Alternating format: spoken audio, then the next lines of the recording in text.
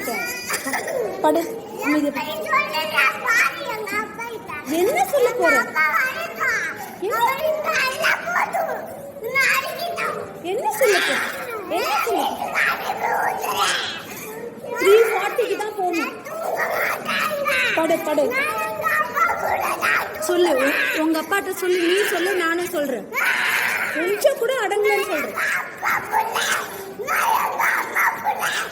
சரி, இருந்துட்டு போ. இப்ப நான் யாரு?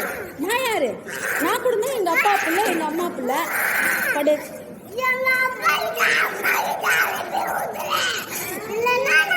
அனுப்ப முடியாது.